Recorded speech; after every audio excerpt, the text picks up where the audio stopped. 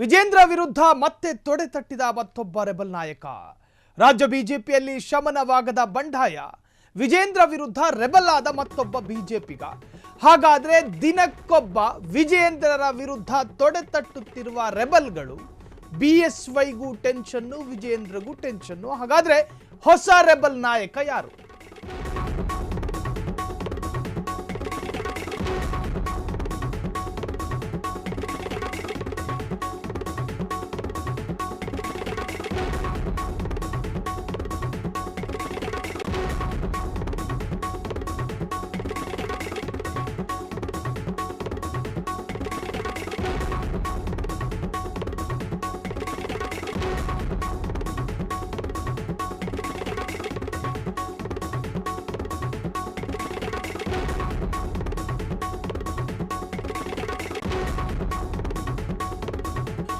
ರಾಜ್ಯದ 24ಕ್ಕೂ ಹೆಚ್ಚು ಜಿಲ್ಲೆಗಳ ಜಿಲ್ಲಾಧ್ಯಕ್ಷರ ನೇಮಕ ಆಯಿತು. ಅದಾದ ನಂತರ ಭುಗಿಲೆದ್ದಂತಹ ಅಸಮಾಧಾನಗಳು ಒಂದೆರಡಲ್ಲ. ಜಿಲ್ಲೆಯ ಒಬ್ಬ ಬಿಜೆಪಿ ನಾಯಕನು ಕೂಡ ಅಸಮಾಧಾನಕ್ಕೆ ಒಳಪಟ್ಟಿದ್ದಾರೆ. ಹಾಗಾದ್ರೆ ಈ ವಿಜೇಂದ್ರರ ವಿರುದ್ಧ ಮತ್ತೊಬ್ಬ ರೆಬಲ್ ನಾಯಕ, ರೆಬಲ್ ಬಿಜೆಪಿಗ ಅಸಮಾಧಾನವನ್ನು ತೋಡಿಕೊಂಡಿದ್ದಾರೆ. ರಾಜ್ಯ ಬಿಜೆಪಿಯಲ್ಲಿ ದಿನಕ್ಕೊಬ್ಬರು ರೆಬಲ್ಗಳು ಹುಟ್ಟುತ್ತಾ ಇದ್ದಾರೆ. ದಿನಕ್ಕೊಬ್ಬ ರೆಬಲ್ ಲೀಡರ್ ವಿಜಿ ವಿರುದ್ಧ ಕೆಂಡ ಕಾರ್ತಾ ಇದ್ದಾರೆ. ಮತ್ತೊಬ್ಬ ಪ್ರಭಾವಿ ವಿಜಿ ವಿರುದ್ಧ ಈಗ ಆಕ್ರೋಶವನ್ನು ವ್ಯಕ್ತಪಡಿಸಿದ್ದಾರೆ. ಹಾಗಾದ್ರೆ ಅವ್ರು ಯಾರು?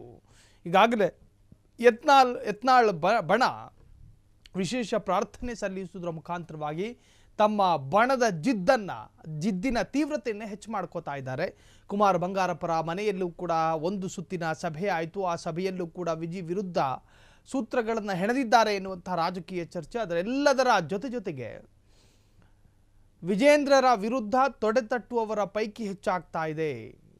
ಡಾಕ್ಟರ್ ಕೆ ಸುಧಾಕರ್ ಕೂಡ ವಿಜಿ ವಿರುದ್ಧ ಆಕ್ರೋಶವನ್ನು ವ್ಯಕ್ತಪಡಿಸಿದ್ರು. ಸಿದ್ದರಾಮಯ್ಯರ ಪರ ಜಿಂದಾಬಾದ್ ಕೂಗುವುದರ ಮುಖಾಂತರವಾಗಿ ಮತ್ತಷ್ಟು ರೋಚಕ ತಿರುವನ್ನು ಪಡೆದುಕೊಳ್ತಾ ಇದೆ ಸುಧಾಕರ್ ಅವರ ಅಸಮಾಧಾನ. ಅದರ ಜೊತೆಗೆ ಈಗ ಮತ್ತೊಬ್ಬ ರೆಬಲ್ ನಾಯಕನು ಕೂಡ ವಿಜೇಂದ್ರರ ವಿರುದ್ಧ ತಿರುಗಿ ಬಿದ್ದಿದ್ದಾರೆ. ಹಾಗಾದ್ರೆ ಆ ನಾಯಕ ಯಾರು? ಆ ನಾಯಕ ಯಾರು? ವಿಜೇಂದ್ರನನ್ನ ಅಧ್ಯಕ್ಷ ಗಿರಿಯಿಂದ ಕೆಳಗಿಳಿಸಲೇಬೇಕು. ಮಾಜಿ ಸಚಿವ ಅರವಿಂದ್ ಲಿಂಬಾವಳಿ ಪಟ್ಟು ಹಿಡಿದಿರುವಂತಹದ್ದು. ಮೊನ್ನೆ ಸುಧಾಕರ್, ಇಂದು ಲಿಂಬಾವಳಿ, ನಾಳೆ ಯಾರು ಅನ್ನೋದೇ ಪ್ರಶ್ನೆ. ಜೆಪಿ ನಡ್ಡಾಗೆ ಖುದ್ದು ಭೇಟಿಯಾಗಿ ಪಟ್ಟು ಹಿಡಿದ ನಾಯಕ. ಹಾಗಾದ್ರೆ ಅರವಿಂದ್ ಲಿಂಬಾವಳಿಯ ಬೇಡಿಕೆಯು ಯತ್ನಾಳ್ ಬೇಡಿಕೆಗೂ ಸಾಮೀಪ್ಯ ಇದೆಯಾ? ಲಿಂಬಾವಳಿಯ ನಡೆ ರಾಜಕೀಯ ವಲಯದಲ್ಲಿ ಸಂಚಲನ ಮೂಡಿಸ್ತಾ ಇದೆ. ವಿಜೇಂದ್ರ ಹಿರಿಯರನ್ನ ಪರಿಗಣನೆಗೆ ತೆಗೆದುಕೊಳ್ಳುತ್ತಿಲ್ಲ.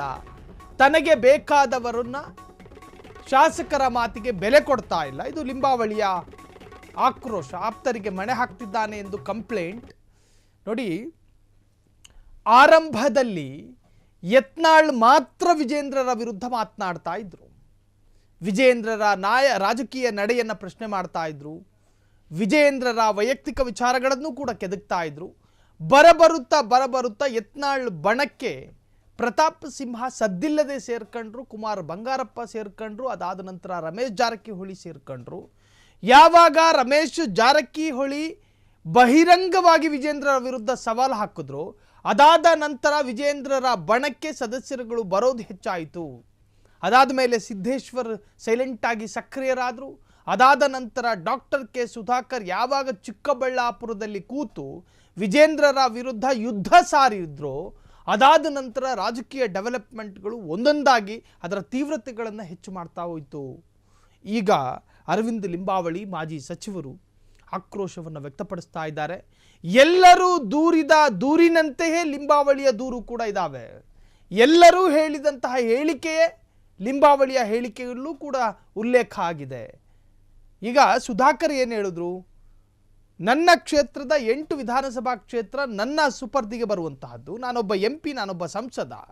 ನನ್ನನ್ನು ಕೇಳದೆ, ನನ್ನನ್ನು ಪರಿಗಣನೆಗೆ ತೆಗೆದುಕೊಳ್ಳದೆ, ನನ್ನ ಅಭಿಪ್ರಾಯವನ್ನು ಕೂಡ ಸಂಗ್ರಹಿಸದೆ ನನ್ನ ಜಿಲ್ಲೆಯ ಜಿಲ್ಲಾಧ್ಯಕ್ಷರ ನೇಮಕ ಆಗುತ್ತೆ ಅನ್ನೋದಾದರೆ ನಾನು ಬಿಜೆಪಿಯ ನಾಯಕ ಅಂತ ಕರೆಸಿಕೊಳ್ಳೋದಕ್ಕೆ ಯೋಗ್ಯನಾ? ನನ್ನಲ್ಲಿ ಅಭಿಪ್ರಾಯವನ್ನು ಕೇಳಿಲ್ಲ, ನನ್ನ ಜೊತೆ ರಾಜಕೀಯ ಚರ್ಚೆಗಳನ್ನು ಮಾಡಲಿಲ್ಲ, ನನ್ನನ್ನು ಈ ವಿಚಾರದಲ್ಲಿ ಪರಿಗಣನೆಗೆ ತೆಗೆದುಕೊಂಡಿಲ್ಲ.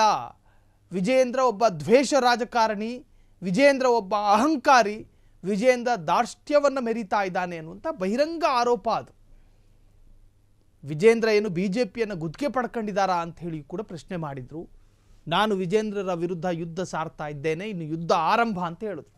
ಅದಾದ ನಂತರ ಈಗ ಲಿಂಬಾವಳಿ ಹೇಳ್ತಾ ಇರುವಂತಹದ್ದು, ವಿಜೇಂದ್ರ ಶಾಸಕರ ಮಾತನ್ನು ಕೇಳೋದಿಲ್ಲ. 60ಕ್ಕೂ ಹೆಚ್ಚು ಬಿಜೆಪಿಯ ಶಾಸಕರಿದ್ದಾರೆ. ಈಗ 224 ವಿಧಾನಸಭಾ ಕ್ಷೇತ್ರದಲ್ಲಿ 60ಕ್ಕೂ ಹೆಚ್ಚು ಬಿಜೆಪಿ ಶಾಸಕರಿದ್ದಾರೆ. ಬಿಜೆಪಿ ಶಾಸಕರ ಮಾತಿಗೆ ಬೆಲೆ ಕೊಡಲ್ಲ ವಿಜೇಂದ್ರ. ತಾನು ನಡೆದಿದ್ದೇ ಹಾದಿ ನಾ ಮಾಟೆ ಶಾಸನಂ ಅನ್ನೋ ಹಾಗೆ ಅವರು ಹೇಳಿದ್ದೇ ವೇದವಾಕ್ಯ ಆಗಬೇಕು ಅನ್ನೋ ರೀತಿಯಲ್ಲಿ ವಿಜೇಂದ್ರರ ರಾಜಕೀಯ ನಡೆ ಇದೆ. ಆ ನಡೆಯ ವಿರುದ್ಧ ಬಿಜೆಪಿಯ ಹಿರಿಯ ನಾಯಕರ ಆಶೀರ್ವಾದ ಇಲ್ಲ ವಿಜೇಂದ್ರರ ನಡೆಗೆ. ಎಲ್ಲರೂ ತಿರುಗಿ ಬಿದ್ದಿದ್ದಾರೆ. ಹಾಗಾಗಿ ವಿಜೇಂದ್ರರನ್ನು ರಾಜ್ಯಾಧ್ಯಕ್ಷ ಸ್ಥಾನದಿಂದ ಕೆಳಗಿಳಿಸಬೇಕು. ವಿಜೇಂದ್ರರಿಗೆ ಈ ರೀತಿಯ ನಡೆಗೆ ಯಾರು ಹೇಳಿಕೊಡ್ತಾ ಇದ್ದಾರೆ, ಅದಕ್ಕೆ ಯಾರು ಬೆಂಬಲ ಕೊಡ್ತಾ ಇದ್ದಾರೆ? ತಂದೆ BS ಯಡಿಯೂರಪ್ಪ ಬೆಂಬಲ ಕೊಡ್ತಾ ಇದ್ದಾರಾ?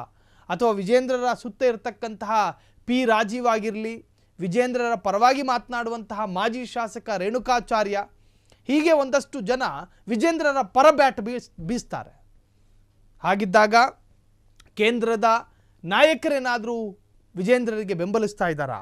ಈ ಅರ್ಥದಲ್ಲೂ ಕೂಡ ಚರ್ಚೆಗಳು ಶುರುವಾಗಿದೆ. ವಿಜೇಂದ್ರರ ವಿರುದ್ಧ ಯುದ್ಧ ಸಾರಿದವರ ಪೈಕಿ ದಿನಕ್ಕೊಬ್ಬೊಬ್ಬ ಎಣಿಕೆಗಳು ಜಾಸ್ತಿ ಆಗ್ತಾ ಇದೆ.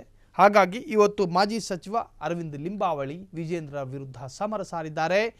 ಮಾಜಿ ಸಚಿವ ಅರವಿಂದ್ ಲಿಂಬಾವಳಿ ಪಟ್ಟು, ಮೊನ್ನೆ ಸುಧಾಕರ್, ಇಂದು ಲಿಂಬಾವಳಿ, ಇನ್ನು ನಾಳೆ ಯಾರು ಅನ್ನುವಂಥದ್ದು ಪ್ರಶ್ನಾರ್ಥಕ. JP ನಡ್ಡಾಗೆ ಖುದ್ದು ಭೇಟಿಯಾಗಿ ಪಟ್ಟು ಹಿಡಿದ ನಾಯಕ ವಿಜೇಂದ್ರನನ್ನು ಕೂಡಲೇ ಕೆಳಗಿಳಿಸಬೇಕು ಎನ್ನುವಂತಹ ಬೇಡಿಕೆಯನ್ನು ಇಟ್ಟಿದ್ದಾರಂತೆ. ಲಿಂಬಾವಳಿಯ ನಡೆ ರಾಜಕೀಯದ ಸದ್ದು, ವಿಜೇಂದ್ರ ಹಿರಿಯರನ್ನ ಪರಿಗಣನೆಗೆ ತೆಗೆದುಕೊಳ್ತಾ ಇಲ್ಲ ಎನ್ನುವಂಥ ಗಂಭೀರ ಆರೋಪ. ಶಾಸಕರ ಮಾತಿಗೂ ಕೂಡ ಬೆಲೆ ಕೊಡ್ತಾ ಇಲ್ಲ, ಆಪ್ತರಿಗೆ ಮಣೆ ಹಾಕ್ತಾ ಇದ್ದಾನೆ ಎಂದು ಕಂಪ್ಲೇಂಟ್ ಕೊಟ್ಟಿದ್ದಾರಂತೆ ಕೇಂದ್ರದ ನಾಯಕ JP ನಡ್ಡಾರಿಗೆ. ಹಾಗಾದರೆ ವಿಜೇಂದ್ರರಿಗೆ ದಿನಕ್ಕೊಬ್ಬೊಬ್ಬ ಶತ್ರುಗಳು ಹುಡ್ತಾ ಇದ್ದಾರಾ ಎನ್ನುವಂಥ ಪ್ರಶ್ನೆಗಳು ಕೂಡ ರಾಜಕೀಯ ವಲಯದಲ್ಲಿ ಈಗ ಸಂಚಲನ ಮೂಡಿಸಿದೆ.